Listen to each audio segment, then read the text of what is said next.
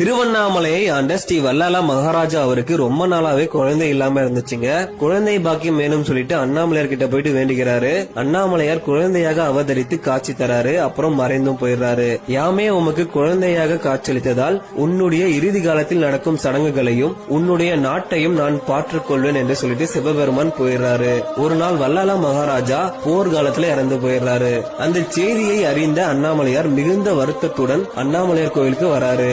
ஒரு மாதம் கழித்து மாசி மகத்தன்று ஸ்ரீ வல்லாலா மகாராஜா அவர்களின் பள்ளிகொண்டாப்பட்டு கௌதம நதிக்கரையில் சம்பந்தனூர் கிராம வன்னியகுல சத்திரிய மரபினர்களால் சம்பந்த உறவு முறைப்படி திதி கொடுக்கும் விழாதா மாசி மக உற்சவம். இப்பொழுது திருவண்ணாமலையின் அரசர் யாருன்னு பாத்தீங்கன்னா நம்ம அண்ணாமலையார் தாங்க அரசரா இருக்காரு. ஸ்ரீ வல்லாலா மகாராஜா அவர்கள் இறந்ததால அடுத்து அவருடைய மகனாக அண்ணாமலையார் அரசராக முடிசூடி கொள்கிறார். இந்த வீடியோ நிறைய பேருக்கு ஷேர் பண்ணுங்க, எல்லாரும் தெரிஞ்சுக்கிட்டோம். இந்த வீடியோ உங்களுக்கு பிடிச்சிருந்தா லைக் பண்ணுங்க, கமெண்ட் பண்ணுங்க, ஷேர் பண்ணுங்க. திருவண்ணாமலை அன்அபிஷியல் யூடியூப் சேனலை சப்ஸ்கிரைப் பண்ணுங்க.